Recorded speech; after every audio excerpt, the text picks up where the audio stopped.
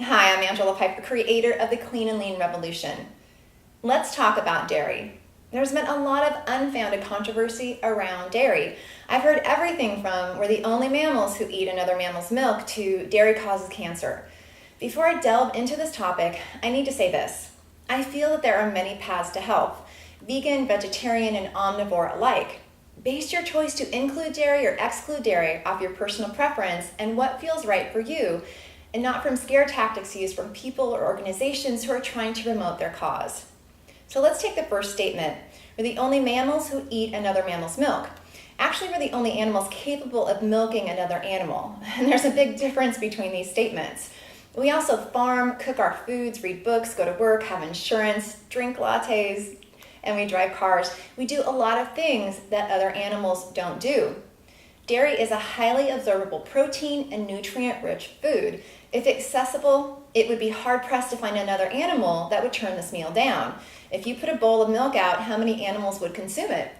And I may add, if the wolf could get the cow to stand still long enough to milk it, it wouldn't need to kill the cow. I've heard that dairy causes cancer. This idea really hitting cult-like status when written about in the book The China Study and the follow-up film Fork Over Knives. This book was the most frequently mentioned book during initial intake sessions with my patients over a 3-year period. It had a very big impact on people. And when I first watched Forks Over Knives, I had not looked at the preview or film summary. I was working on a project at home and it was playing in the background. I kept hearing inconsistencies being presented in the film, so much so that I stopped what I was doing and I started taking notes to look everything up.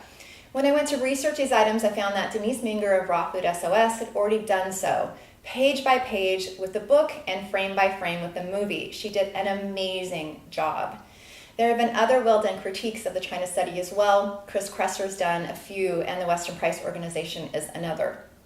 So before we talk about the proposed dairy and cancer connection, let's talk about the book's author, T. Colin Campbell.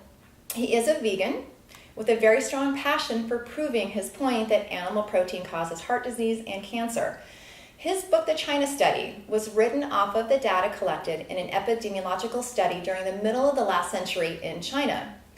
The book's major thesis is that we could prevent or cure most disease, heart disease, cancer, diabetes, autoimmune diseases, by eating a whole foods plant-based diet, drastically reducing our protein intake, and avoiding meat and dairy products entirely. The claim that Campbell made in his book was not supported by the data collected in China. He also failed to include important data points that didn't support his vegan agenda. This isn't good science. The book, The China Study book, is an opinion-based book written off of an observational study where no cause and effect can be gleaned. And he cherry-picked the data that would best support his claim.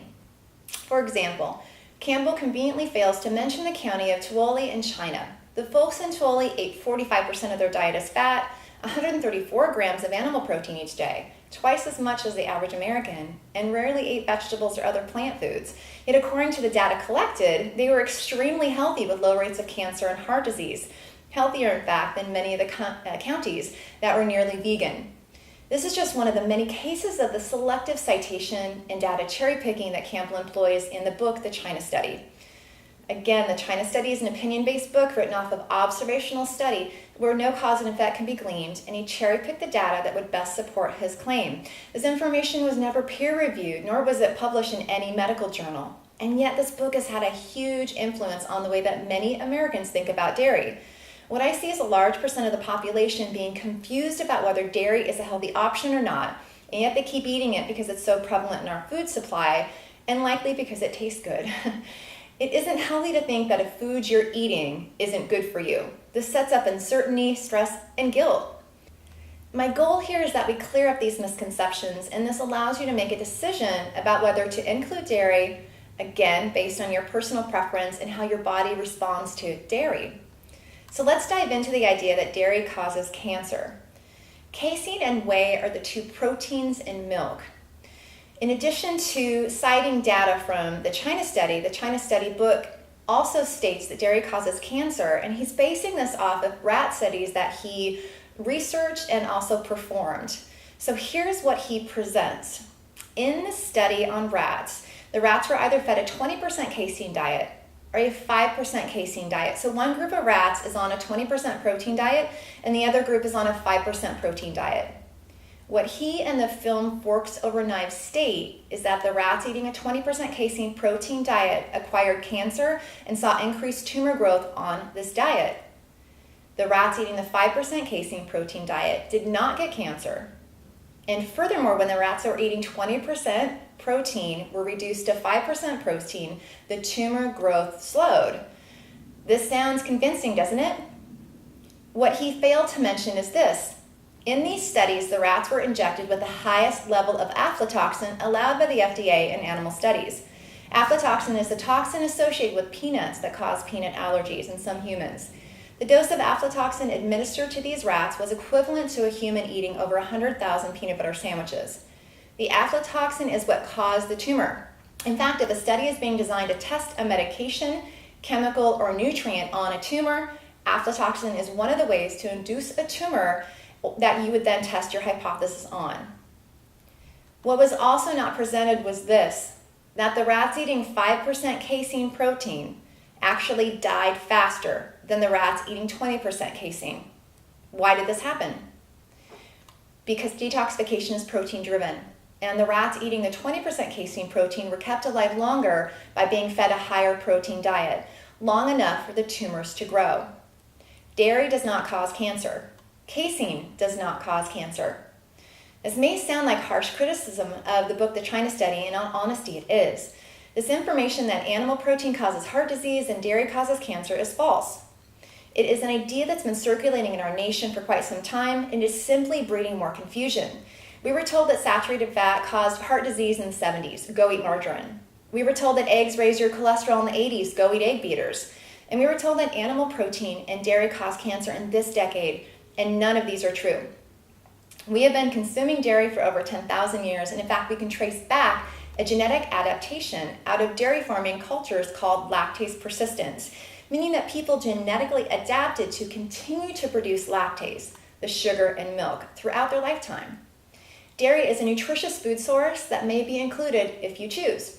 The best choices are full-fat, organic, unsweetened, cultured dairy, like cheese, kefir, and yogurt. They're the best choices.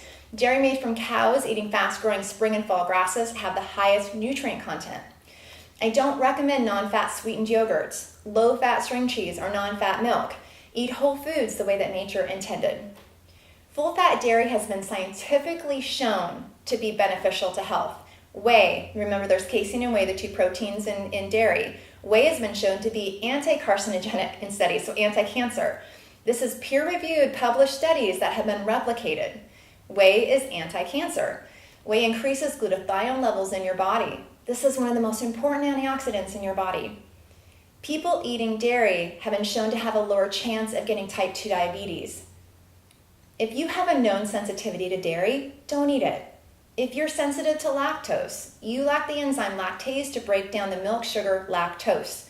You may still be able to eat fermented dairy foods like cheese and yogurt because these contain some enzymes and healthy flora that aid in the digestion of that sugar. You can also enjoy butter, which is 99.9% lactose-free. If you're sensitive to the protein in dairy, then you're likely sensitive to casein and not whey. You could still enjoy ghee. This is clarified butter. The milk solids have been skimmed off. This is virtually a casein-free product. I recommend the brand Pure Indian Foods. You can find this online, and right on their jar they state, made from cows raised organically, eating fast-growing spring and fall grasses. If you go to their site, you'll also notice this product is not available year-round, and this is and should be a seasonal product because it's made from cows eating fast-growing spring and fall grasses. You may also opt for their cultured ghee. This is 100% casein and lactose-free. Again, this is ideal if you're sensitive to casein and or lactose intolerant. You are the only one that can determine if you would like to include or exclude dairy. If you feel that you do have a reaction to dairy, pull it for 30 days and then reintroduce it and see how you feel.